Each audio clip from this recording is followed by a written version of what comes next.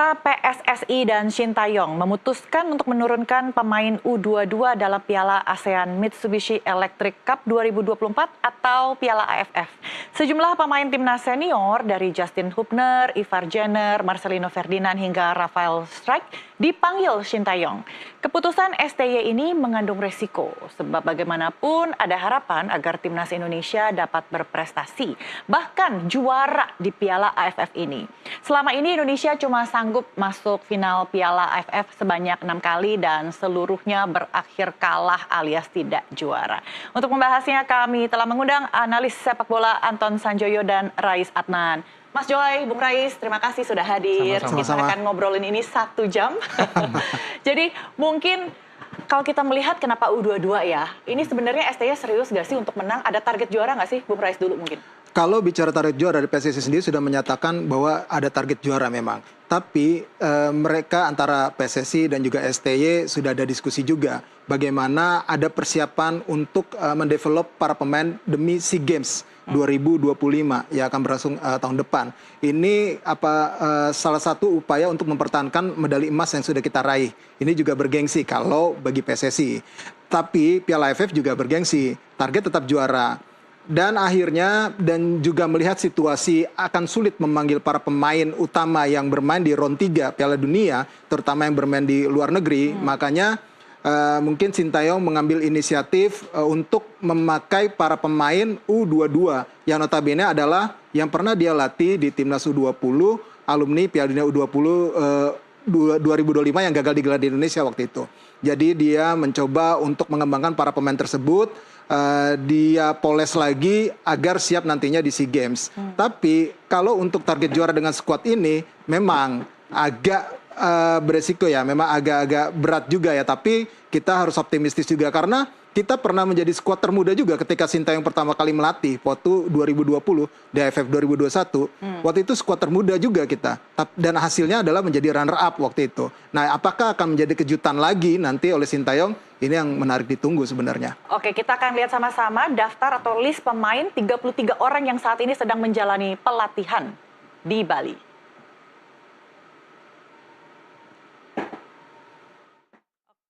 Kiper ada Cahya Supriyadi dari Bekasi City, Dava Fasya, Borneo FC, Erlangga Setio PSPS, Ikram Al-Ghifaris Semen Padang.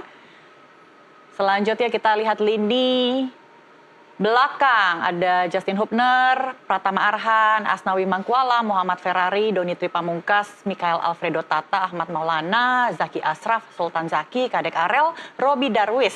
Selanjutnya lini tengah.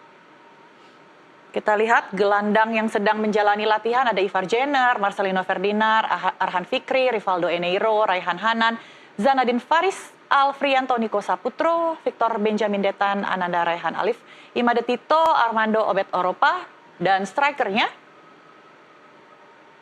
masih ada, striker ini ya, Rafael Struijk, Hoki Caraka, Arhan Kaka, Ronaldo Joybera, dan Arsa Ramadan Ahmad. Nah, Ronaldo Kuateh juga di sana tuh. Yeah.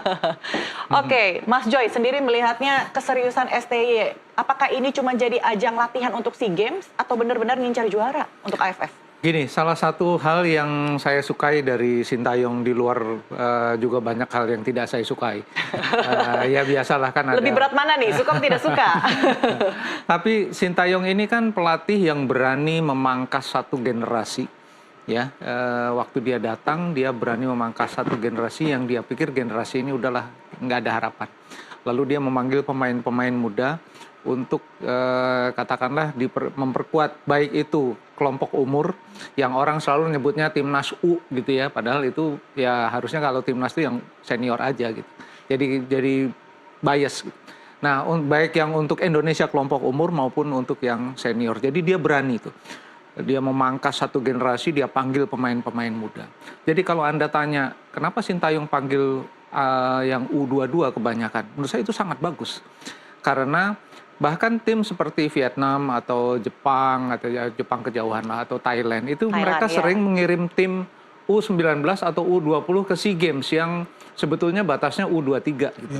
Karena untuk memberi jam terbang kepada pemain-pemain muda.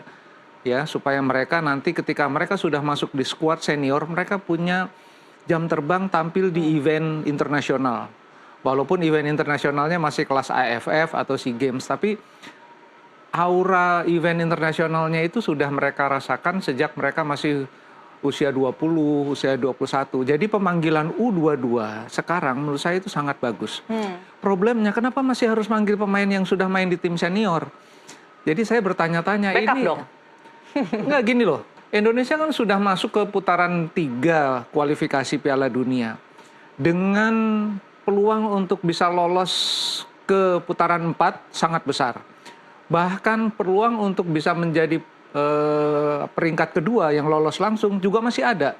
Karena Indonesia masih akan melawan home, akan lawan Bahrain, akan lawan Cina home, lalu away melawan Australia, away melawan Jepang. Dengan 4 pertandingan yang tersisa setelah memenangi laga melawan Arab Saudi, peluangnya gede banget. Kenapa harus ambil resiko yang sangat besar, manggil Rafael Struijk, manggil Marcelino Ferdinand, manggil Justin Hubner, pemain-pemain yang menjadi tulang punggung di senior. Maksudnya disimpan aja untuk nanti? Loh, kan satu, yang pertama AFF ini kan bukan di bawah FIFA. Artinya klub juga kalaupun mereka nggak lepas juga nggak apa-apa. Mereka nggak ada kewajiban melepas. Yang kedua, seandainya mereka cedera di AFF, gimana? Indonesia kedalaman skuadnya langsung drop gitu ya.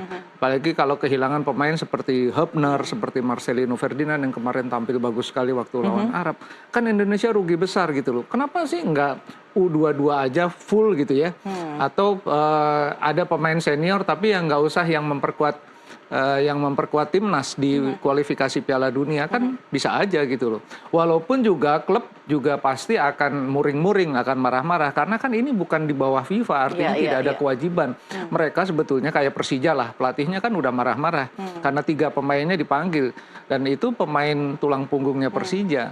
Jadi yang satu sebetulnya di klub mereka dibutuhkan, tapi dalam tanda kutip timnas yang kelompok umur juga mereka dipanggil demi mendapatkan gelar di AFF yang memang belum pernah ya. Indonesia 6 kali ya jadi runner up gitu ya kan. Dan pertanyaan besar saya, emang masih butuh gitu juara di AFF? Tapi kalau misalnya disiapkan untuk kualifikasi World Cup, AFF nggak menang, ya percuma aja. Ya masalahnya kan kalaupun nggak menang, gini loh. Kalau misalnya nggak juara di Piala AFF, emang Indonesia akan turun gitu peringkat FIFA-nya? Enggak juga kan? Tetap gitu di 125 ya? Iya, Oke. tetap 125 itu tidak kan. termasuk jadwal kalender Apalagi kalau bisa FIFA. menang nanti lawan Australia misalnya, bisa naik lagi tuh jadi 120 ya kan. Jadi menurut saya ambience-nya sepak bola nasional ini konsentrasi aja untuk yang kualifikasi Piala Dunia. Karena memang di sanalah sebetulnya yang diharapkan Indonesia mencetak sejarah gitu loh. Seandainya juara Piala AFF juga ya, juara Piala AFF gitu. Saya malah sering nyebutnya ini mah kan level kecamatan gitu ya. Kecamatan Asia Tenggara. Tapi mungkin Rais punya pendapat berbeda. Iya, berbeda. Tadi saya udah ngobrol. Dia nggak setuju saya bilang begitu, tapi mungkin dia untuk punya. Mas Jo ini mungkin kesempatan untuk regenerasi juga ya, kasih kesempatan ke yang muda untuk, dan selain itu mungkin apakah pertimbangan STY adalah ini anak-anak asuh saya yang saya kawal dari awal, saya bina dari awal. Meski mungkin kapasitasnya tidak begitu tangguh, tidak begitu kuat, Bung Rais.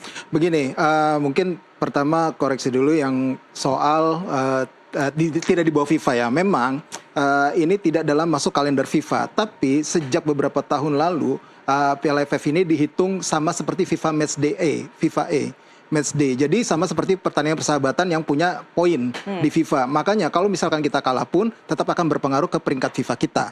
Itu yang pertama. Yang kedua adalah udah dihitung. Ya, sudah dihitung, tetap dihitung. Jadi kita sekarang Thailand gitu. Sama Thailand. Jadi kalau misalkan kita beradu sama Thailand akan dihitung koefisien nilainya juga nanti di peringkat FIFA berikutnya. Jadi masuk dalam perhitungan FIFA Match Day.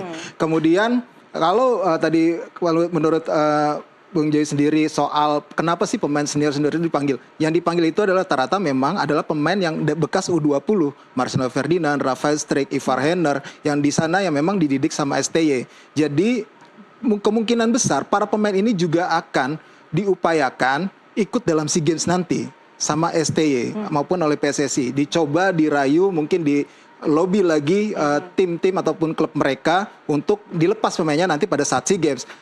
Mungkin nanti akan, karena situasi kan pasti akan berkembang ya. Iya. Dan juga kemungkinan besar apalagi dari posisi striker ya yang saat ini di U22. Bisa dibilang kualitas striker kita untuk U22 itu masih belum mumpuni. Apalagi di tengah gempuran para pemain asing di Liga 1 ya terutama. Karena kesempatan bermain bagi para pemain U22 ini sangat minim sekali. Makanya butuh Rafael Strijk dipanggil lagi. Hoki Caraka pun yang dari tim senior juga dipanggil. Karena menit bermainnya bisa dibilang Hoki Caraka paling banyak di Liga 1 ya. Untuk striker yang dipanggil saat ini. Walaupun kalau di yang senior dia jarang main. Jarang main, senior jarang main. Tapi untuk ukuran pemain muda, lokal, dia adalah yang paling sering. Di Liga 1. Lumayan diandalkan oleh PSS Sleman. Sementara Marcelinus Ferdinand sendiri di klubnya kan jarang main. Tapi dia ditempa oleh kualitas latihan yang sangat tinggi di divisi Championship bersama Oxford. Tentunya ini menjadi pertimbangan-pertimbangan juga. Kalau STY hanya membawa striker ala kadarnya gitu, mungkin hanya dari kompetisi lokal yang bukan dari senior, ini akan sulit juga dia bersaing. Jadi dia berhitung seperti itu. Apalagi para pemain ini juga adalah para pemain yang memang dia bina dari U20 waktu Piala Dunia U20 2025. Oke. Mas Joy, sepertinya saya harus duduk di tengah nih. Karena dua kubu yang punya perspektif yang berbeda. Menurut Anda, Mas Joy, 33 yang menjalani latihan saat ini, apakah pemain terbaik untuk timnas Indonesia? Kalau yang di kelompok umur, iya. Di kelompok umur, bahkan kalau bicara pemain yang juga dipanggil yang sudah memperkuat senior, ya itulah yang memang bunch, kumpulan pemain yang sekarang memang terbaik. Tapi saya juga jadi, kalau tadi Rais bilang itu yang dibina Sintayong, ini sebetulnya timnya Indonesia apa timnya Sintayong gitu ya? Karena ada seperti ada ego. Ada ya. ego, Ada ego. pasti. Ini kan anak yang saya Anak breeding, asuh. anak asuh yang saya breeding dan segala macam. Tapi memang persoalan di sektor striker ini bahkan Rafael Strijk sekalipun, Hoki Caraka sekalipun kan masih menjadi problem besar ketika dia tampil di senior, ya kan? Untuk itulah sebetulnya kan ada sekarang udah berapa bulan terakhir ada pelatih untuk striker di senior. Walaupun itu belum menampakkan hasilnya, justru Marcelino Ferdinand lah yang kemarin menjadi pahlawan kan. Jadi striker Indonesia itu malah sekarang memang belum menunjukkan ketajamannya. Nah, apakah ini memang ego yang sangat tinggi dari Sintayong yang juga bilang mungkin ke Pak Erick Thohir, nah gue bawa deh ini pemain-pemain ini kita juara deh gitu kira-kira percayalah kan, sama saya gitu ya kan. Ya kalau Erick Thohir pasti kasih aja gitu ya. Tapi kan coach. memang ada problem nanti. Saya nggak tahu, belum terima kabar apakah Strijk akan dilepas, Jenner akan dilepas dan macam-macam ya. Karena kan mereka memperkuat. Kalau yang di Eropa kan mereka kekeh gitu ya, kalau memang bukan di bawah kalender FIFA mereka nggak lepas gitu. Karena mereka kan juga menanggung gaji, menanggung kalau cedera, mereka juga yang tanggung, yang repot gitu kan. Jadi ya memang ini masih, kalau saya sih misalnya yang berangkat tanpa pemain-pemain yang sudah memperkuat tim senior, nggak apa-apa juga gitu loh. Karena kalau saya sih nggak juara AFF, dalam pandangan saya ya nggak masalah juga, bisa kalau yang U22 ini misalnya bisa masuk semifinal aja atau masuk final. Jangan dong ketujuh kalinya. Bosen kali. Oke, gitu. Harus kasih gebrakan. Bung Rais, apakah ini karakter STY dalam melihat Piala AFF ini kayaknya nggak disepelekan gitu loh. Artinya kita ini kualitasnya Piala Asia atau bahkan ya itu Piala Dunia. Jadi ya silakanlah yang U22. Yang pertama gini, mungkin ini kaitannya dengan jadwal ya, yang memang tidak berpihak kepada timnas Indonesia. Kalau misalkan memakai para pemain utama, jadi makanya dia berpikir, oke, AFF ini level Asia Tenggara, mungkin ditargetkan juara, tapi dia juga berpikir ataupun berhitung kalau saya pakai para pemain utama seperti yang bermain di kualifikasi Piala Dunia ini tidak mungkin. Makanya akhirnya dia mengambil inisiatif untuk memakai pemain U22. Maksudnya merumput di Eropa? Ya, di Eropa maupun di liga lokal. Karena liga lokal pun tidak berhenti, tidak seperti misalnya di Thailand, di Malaysia. Mereka dihentikan ya, Vietnam. Betul. Mereka memang memfasilitasi agar timnas mereka bisa diperkuat para pemain terbaik. Nah, ini yang berbeda dengan Indonesia karena kan ngejar waktu, selesai katanya tuh harus selesai Maret atau April lah. Makanya dikejar tidak ada libur pada saat Piala AFF. Nah, saya juga agak kurang sepakat tadi nggak perlu Piala AFF juara. Kalau menurut saya Iya, ini Piala perlu. Ciki itu kata netizen. Kalau menurut saya ini perlu karena ini adalah bagian dari gengsi sebagai kita yang selalu bilang adalah negara besar Asia Tenggara dalam sepak bola. Dalam ya contoh lah, Vietnam sudah pernah juara, Thailand pernah juara, Malaysia pernah juara. Walaupun mereka Vietnam dan Thailand kan sudah lolos ke putaran ketiga sebelum kita, lebih dulu gitu loh. Tapi mereka saat ini ketika tidak lolos, mereka sangat ngotot sekali untuk menjadi juara. Walaupun Thailand sekarang regenerasi pemain juga dilakukan. Kemarin mereka bahkan ditahan sama Laos di laga uji coba terakhir gitu. Walaupun regenerasinya mungkin bisa dibilang agak sedikit lambat. Thailand. Sementara Vietnam setelah gagal di putaran ketiga di Piala Asia, apalagi dipermalukan sama kita ya, dalam beberapa pertandingan terakhir, mereka sangat dalam tanda kutip dendam sekali ingin menjadi juara. Makanya persiapan sangat serius dilakukan sama mereka di Korea Selatan saat ini untuk persiapan AFF ini bersama dengan Kim Sang-sik pelatih mereka asal Korea. Jadi memang ada keseriusan di situ buat tim yang dan notabene sudah lolos ke putaran ketiga. Semua pemain seniornya bagus-bagus aja. Bagus-bagus. Ya kan? Bagus-bagus. Jadi Indonesia kan nothing tulus. Yang main kebanyakan U23 lawan Thailand senior misalnya. Betul. Ya kan kalah. Dapat jam terbang lawan tim yang bagus. Yang kedua kalau kalah juga nggak malu. Iya, gitu. ini juga yang saya lihat juga kayaknya Sintayong melihat itu gitu loh. Dan kita juga juara SEA Games kan? Iya, kita juara SEA Games memang. Tapi kan pemain-pemain ini saya lupa ya. Mungkin ada beberapa pemain yang memang yang kemarin juara di 2023. Tapi ada juga yang memang para pemain baru ya, yang ibaratnya dipanggil sama Sintayong berdasarkan performa mereka di klub. Ada 4 lah, yang tidak pernah merasakan yang saya catat. Dipanggil timnas di kelompok umur manapun. Itu ada Rivaldo Pakpahan dari Borneo, kemudian ada si Armando Obed Oropa dari PSBS Biak, lalu ada si Imade Tito Wiratama dari Bali United, dan satu lagi si Alvan Suaib dari Persebaya Surabaya. Jadi memang ada regenerasi di situ, ada yang dilihat potensi sampai Sintayong, terutama pemain-pemain baru yang muncul dari kompetisi lokal. Kan sempat ada yang bilang, STY nggak mau nonton nih Liga 1 gitu kan. Pernah ada ungkapan seperti itu ya. Kok lu nggak pernah ngelihat ya? Ternyata sekarang dibuktikan gitu loh. Banyak pemain baru, terutama pemain muda, apalagi ada yang dari Liga 2 tetap dipantau sama STY dan akhirnya dipanggil ke timnas senior gitu. Termasuk di level senior juga Malik Rizaldi kan ketika tampil baik dipanggil sama STY. Dan performanya sebenarnya tidak mengecewakan. Sayangnya aja ketika kemarin di bulan November ini dia mengalami cedera sehingga tidak dipanggil lagi sama STY. Atau memang benar ya Mas Jo ya, kalau misalnya para pemain yang menang di SEA Games tempo hari itu adalah asuhan Indra, bukan asuhan STY. Sehingga yang kali ini harus yang benar-benar yang di-breeding oleh STY. Memang di luaran sana ada gosip lah seperti itu. Tapi saya nggak terlalu percaya dalam arti kan ini semuanya on behalf Indonesia gitu ya. Ya masing-masing. Kalau dari sisi pribadi sih mungkin ada aja kali ya, ada egonya gitu ya.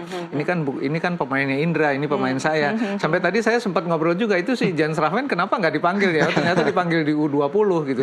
Padahal menurut saya dia mungkin kemarin ketika tim senior mengalami stagnasi di lini depan, saya berpikir ini pemain sebetulnya potensial gitu loh. Kenapa nggak pernah dipanggil gitu? Saya sempat diskusi sama beberapa teman yang memperhatikan, dia kan pemainnya Indra Safri Joy katanya gitu. Masa sih kayak gitu jadi ukuran? Tapi mungkin dia punya standar sendiri ya.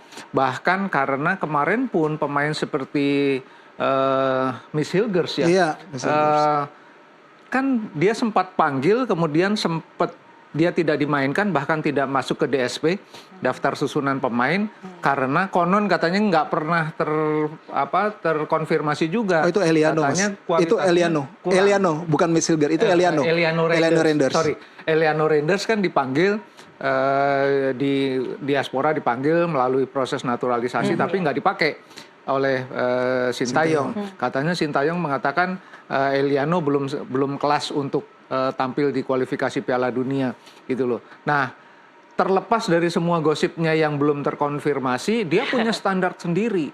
Gitu loh. Sintayong punya standar sendiri, oleh sebab itu dia harus punya pemain-pemain yang menurut dia cocok, satu dengan pola mainnya, yang kedua dengan filosofi permainannya. Jadi memang kemungkinan dispute antara ini anaknya Indra Safri, ini anaknya itu muncul.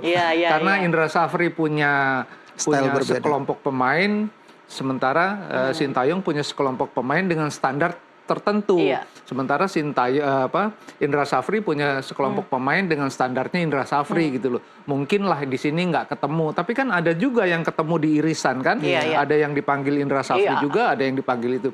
Jadi saya nggak terlalu percaya sama gosip itu, meskipun pasti adalah unsur ego ya. Egonya kalau ini dulu saya breeding, saya mau bawa lagi, siapa tahu bisa gitu kan. Tapi di luar itu demi Indonesia sebetulnya sih kalau saya jadi juara di Piala AFF bagus-bagus aja. Iya, tadi nggak begitu ngomongnya Mas Joy. Enggak maksudnya, tapi jangan memaksakan diri dengan memanggil pemain-pemain yang sudah tampil di senior. Karena satu, menurut saya ada resiko cedera di AFF. Kalau dia cedera bermain di klub, ya sudah itu nasib. Tapi kalau dia cedera di AFF, katakan Struijk cedera, Marcelino cedera, Hübner cedera di AFF, dan tidak bisa tampil untuk Indonesia senior di kualifikasi Piala Dunia, kan ini penyakit yang dicari-cari sendiri. Iya, oke. Gitu loh. Jadi menurut saya resiko yang tadi juga dibilang di narasi awal ada resiko, menurut saya resiko itu ada.